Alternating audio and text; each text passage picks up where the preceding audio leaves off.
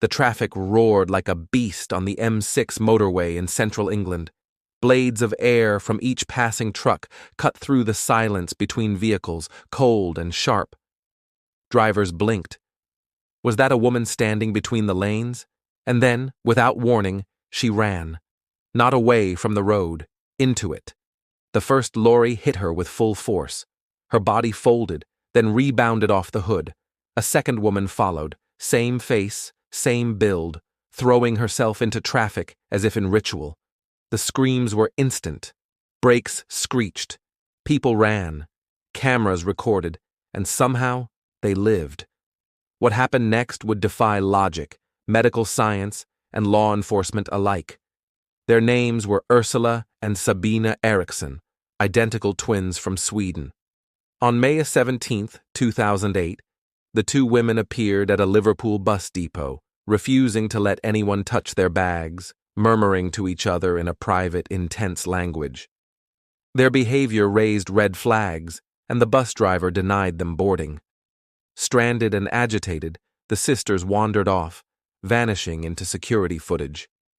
Hours later, dash cams captured them on foot beside the M6, dangerously close to the road. Officers from Motorway Patrol responded to the scene, accompanied by a television crew filming a routine episode. What unfolded wasn't routine.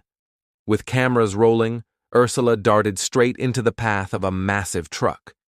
Her body crumpled beneath its weight. As onlookers screamed, Sabina followed, throwing herself into the windshield of an oncoming car. Her skull fractured, bones broke, blood pooled, and then Sabina got up. She fought the officers with wild strength, spat, screamed, shouted about stolen organs and invisible assassins. "They're going to take my heart," she cried. "They're not real." She kicked a policewoman in the face and tried to escape. Her twin, Ursula, with crushed legs and internal bleeding, screamed for Sabina to keep quiet. "They're going to harvest us." Paramedics sedated Ursula and airlifted her to the hospital. Sabina, somehow lucid by evening, was booked for assault. She showed no signs of drug use, no psychiatric history, no remorse, just calm politeness. By the next day, she was released. That night, Sabina wandered the streets of Fenton, a small town in Staffordshire. A man named Glenn Hollinshead, a kind-hearted father and former paramedic, noticed her distress. She seemed confused but not dangerous.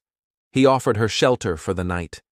Inside his home, she was erratic, kept looking out the window, muttered about being hunted. She offered him cigarettes, then snatched them back, saying they were poisoned. Glenn tried to calm her, offered food, conversation, a warm bed. She slept. The next morning, as he made tea, Sabina stabbed him 5 times with a kitchen knife. He stumbled from the doorway, gasping, "She stabbed me," before collapsing in the street. He died before help could arrive. Sabina fled. She ran through town with a hammer, striking her own head with it repeatedly. A passing driver tried to stop her. She hit him with a piece of roofing tile.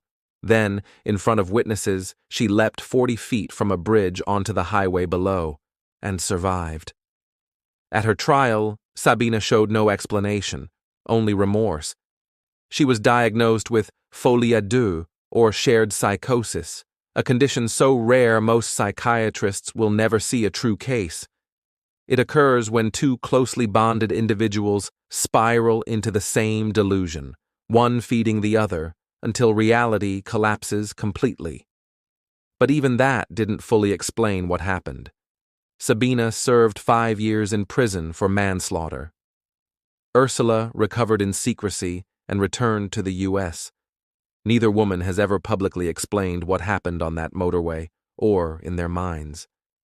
As for Glenn Hollinshead, he died for his kindness.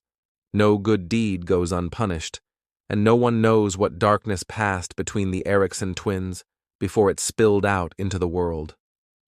Thank you for listening to The Lantern's Tale. Subscribe for more true stories that should not be real, but are.